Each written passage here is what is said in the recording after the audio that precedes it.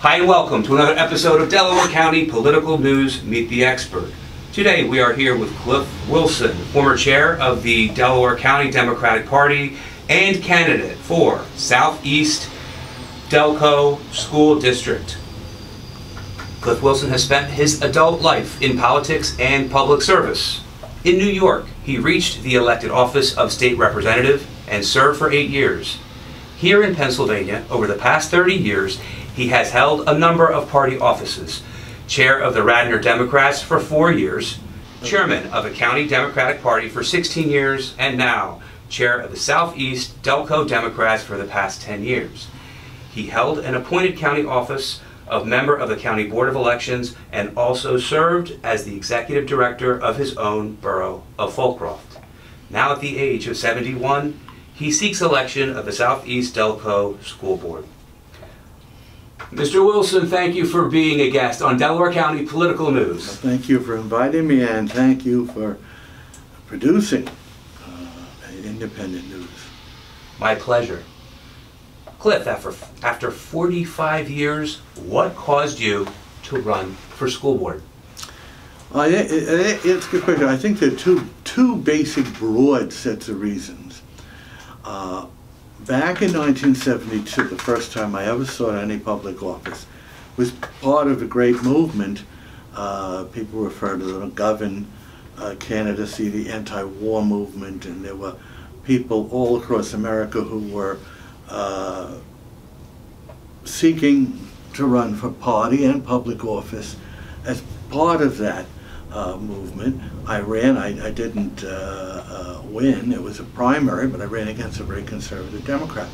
After that, I established in my community what we called a community education coalition, which was a group of Democrats and Republicans, Republican leaders, and parents, and teachers, and citizens. And we worked together to focus on school board elections, which were new at that time in New York City, and to prevent the tearing down of a perfectly good school building because some business people wanted to make a parking lot. Anyway, that was 45 years ago. Now it's interesting.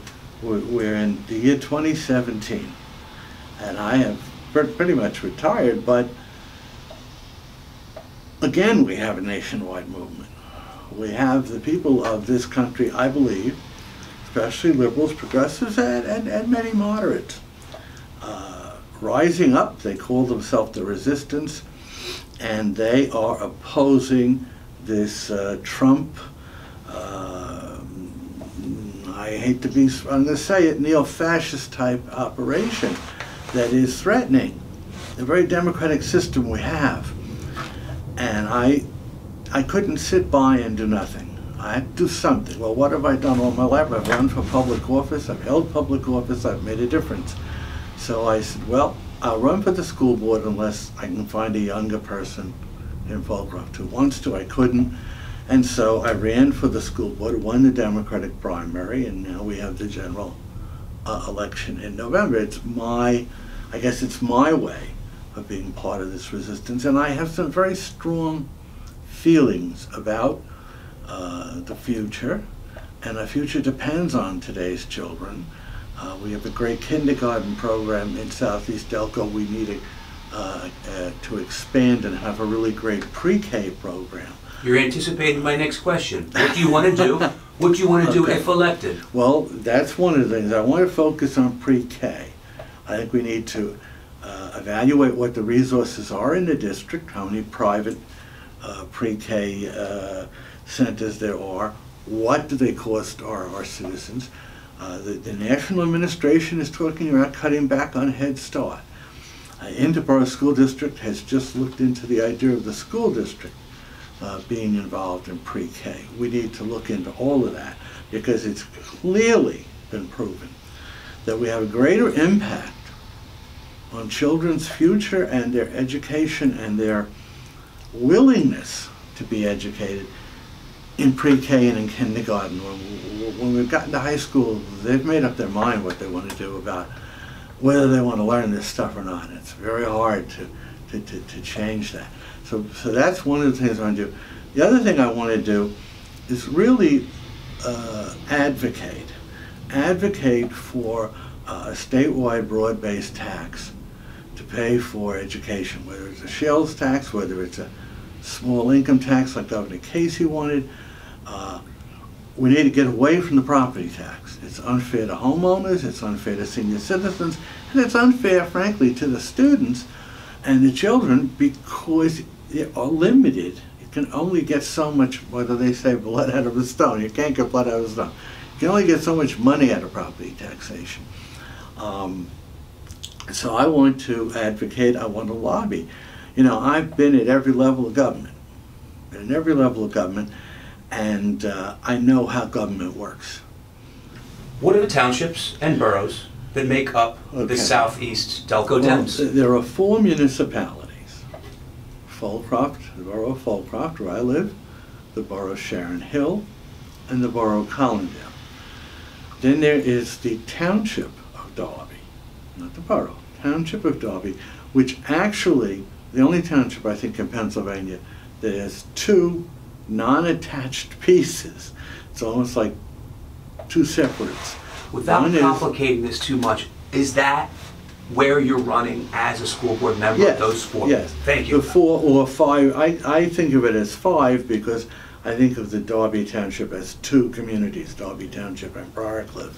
So I think of it as 5 communities, 4 municipalities. Thus why you are the chair of what you call Southeast Delco. Right. Well, the Southeast Delco Democrats originally started back in 2007, and they consisted of 5 municipalities, but over the past number of years, each of those municipalities has established its own committee, and today really Southeast Delco Dems is just the borough of Fulcroft. And I think hopefully my successor as chairman will get around to dealing with the naming. But it is the school district that makes up the Southeast Delco Dems. Yes. Okay, I understood. I know. And what is your role as chairman of the Southeast Delco Dems? Well, it's like the chairman of any other municipality. The same as when I was the chair of Radnor Township, although obviously this is much smaller. The chairman's job is to recruit people if he can, make sure that the committee seats are filled if he can find people. The election day positions, judge of elections, and if we win it, inspector, are filled, and to encourage people to work for and help and volunteer for the Democratic candidates. Cliff, driving here, from Nether Providence, certainly it's a charming location. I drive through actually quite frequently. How is this particular area of the county unique? Well, it's unique in a number of ways, and it is changing in a number of ways. I mean, when I first got here, well, in 1987, when I first got to Pennsylvania, this was solidly a Republican area, essentially white, middle class, lower middle class they call it, I think, and it was what we call the old suburbs. And when you say this, are you talking about Fulcroft, or you generalizing all 5? And the 5, the whole, Great. what we call the Southeast. Now, perfect, thank you. Now, that has changed, okay? Much of the white middle class has moved out and been replaced by an African American middle class who've moved in from the city, frankly seeking better schools and better services. But there's still, Collindale is fully Republican. I mean, it's, let me rephrase that. You actually anticipated my next question. Summarize the political makeup of these different, of these different 5 townships and boroughs. Let's do it that way. Collindale is probably at this point 2/3 registered Democrat. But every elected official, council, mayor, tax collector, you name it, is a Republican. go through except for one school board member. So go through the other five, Well, and then we'll discuss Hill, an explanation for this. Sharon Hill is 75 to 80% Democratic in registration. Every elected official is now a Democrat. Every elected official. There are no Republican elected officials, and no one running this year is a Republican, just as there's no Democrat running in Collindale. Darby Township is a majority Democratic registration, but they have a ward system, and 3 of their wards are Republican. 2 of their wards are Democratic. It's part of this Darby Township Bar Cliff thing I told you about. So the Republicans run the township, although the Democrats, when you combine all the votes, carry the township for whomever can carry the southern part, which is called Darby Township. Foldcroft is now a 60% Democrat registration. When I first moved here in 2003, no way. But every elected official in Foldcroft is a Republican. We had control, we had the council, and we had the tax collector. We lost that, not in an election actually, but in people we elected moving over and becoming Republicans. This is Foldcroft. Foldcroft. Moved from Republican, but now you're Democrat. So now what you have in this November 7th, I think, in Foldcroft, absolutely all unopposed Republicans, except for school board. In Foldcroft? In Foldcroft. Okay. In Collindale, all unopposed Republicans, except for the school board. In Sharon Hill, unopposed Democrats, except for the school board. And in Darby Township, every office, township-wide and ward-wide, unopposed, either Democrat or Republican, except for the school board. So the only... And where's Darby Borough? I'm sorry. Darby Borough is further to the east of these that I've mentioned. Okay, not part of it is South not to be confused with Darby Township. But it's not part. No. Okay, good. We'll put that on hold. No. So, please give us your analysis. Well, my analysis is that a lot depends on local people. And it's not a question now of Democrats being able to win, or Republicans, let's say, in Sharon Hill being able to win. It's a question of people willing to run, and what has happened, and what all those boroughs have in common, the 4 boroughs, is outside of the school board. My candidacy, because remember, there were 3 other Democrats and 2 Republicans. There were already 5 people running before I started running. There were 4 seats up. And one of those Republicans, took advantage of that ridiculous Pennsylvania cross-filing law, and he was going to be in both primaries, so I beat him in the Democratic primary. But the only local race below county level, not all the state races, county races, only local race below county level, Democrat, Republican, in this area we're talking about, is the school board race I'm in. And below that, because the school board comes before all the municipal races, no contest. So before we get into your race, can we discuss the apparent irony or contradiction behind this registration imbalance, but yet Republican control in Collindale first? Sure. Let's start with that. First of all, let me just say that it's not unique. Okay, there are many communities where the Democratic, in this county certainly, and probably in other counties, where the Democratic registration is much stronger than the Democratic vote in a local election. Let's look at even as the county as a whole. We win the county for president. I want to say even Hillary Clinton won Delaware County. We win most municipalities for president. Hillary Clinton won those southeast communities. We win usually for state office. We do not win for county office, and we do not win for municipal office. Part of it is because the Republicans I believe, have spent years, decades, pushing this idea of vote the party, vote the party. And so when you have a community where almost half your voters at this point who come out are over 60, those Republicans are pushing a Republican button. Then you have the Democrats. God bless them. The Democrats resist pushing the straight ticket button. Somehow they think that shows that they don't really know enough, they don't know everybody, they should pick and choose.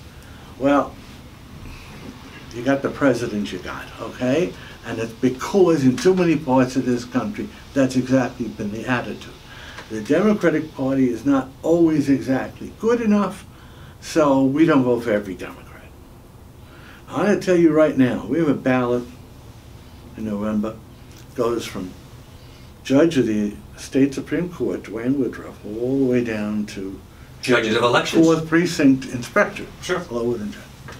I can tell you that every Democrat on that ticket, and I know these candidates, the Democratic candidates and the Republican candidates, every Democratic candidate on that ticket deserves the vote of every Democrat, because there is no Republican candidate in the race that we're involved in, the ticket I'm looking at on my machine, where there's a redeeming social value to voting, okay? And I hope, you see, if Democrats will vote, Democrats will win. We now have more Democrats in all those communities I mentioned to you. In my school district, by the way, it's 2 to 1. 10,000 Democrats to 5,000 Republicans. Do the math. If the same percentage of people come out, I don't care if it's 10% low turnout, 25%, but if it's the same percentage across the parties, the Democrats win. Sure, but I'm sure this isn't the first time. But it isn't. I'm sure this isn't the first time that you felt this way, but what happens is that you have Republican elected officials controlling these huge Democratic registration areas. So partially this sounds like a lack of education on the on the candidates, or some type of... I really think it's more a lack of knowledge, civic knowledge on the part of voters. I honestly believe that many, many voters think that a president, a governor, a city, a mayor can make a difference. They really don't understand or relate, especially the new people from the city who come into our boroughs, to borough councils and county councils and tax collectors and school directors. They don't relate to this. They don't realize, and we as a party certainly have not had the money and resources to educate people about this. The Republicans as a party don't need to, because they benefit by their people coming out and voting a straight ticket. And we don't have as many people willing to run for local office.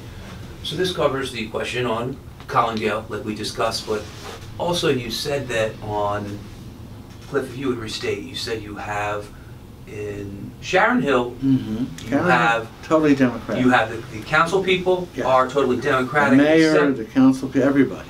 Except the school board, you said, is Republican. There are school board members who are Democrat, but in terms of this election, there is a contest. Okay. This is the one I'm in. Sharon Hill, I thought. That's the only local contest in Sharon Hill that's contested on the machine. And you also mentioned that there's another another township where you have, the opposite is true, where you have... Well, in Darby Township, what you basically have is that township-wide and in Briarcliff, Republicans are not opposed by Democrats. In Darby Township itself, what I call the southern part of Darby Township, Democrats are not opposed by Republicans. So there is no contest, except, again, the school board, which covers all of the township, with the race that I'm in, 4 Democrats against 2 Republicans. Is this coincidence, the difference between Sharon Hill and Darby Township? Or is this some type of attitude difference between the two communities? No, I don't think it's a community difference. I think it's a structural difference. Sharon Hill is a borough. All the council members are elected by the whole borough. The mayor is elected by the whole borough. The tax collector is elected by the whole borough. So when you've got a 75% Democratic registration, you've got a good chance to win every office. Darby Township, however, elects its commissioners by ward. 5 wards, 2 of which have Republican registration majority and 2 have Democrat, 3 have Republican. And so we have a township commission, 3 Republicans, 2 Democrats. Understood. Now, Falkirk, by the way, is a similar situation to Sharon Hill in that we're borough and Collingdale borough-wide.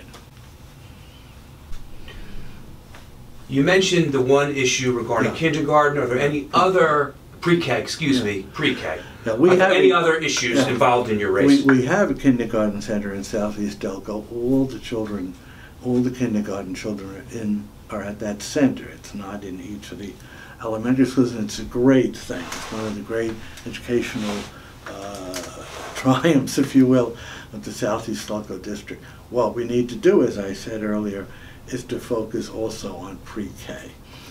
We also have to focus on what we are teaching our children. Because we're not teaching our children history and civics anymore. Our children are not coming out of high school having voted on a voting machine, as it was in the old days, if you will. They're not coming out of school today having learned, say in the 6th grade, how a bill becomes a law.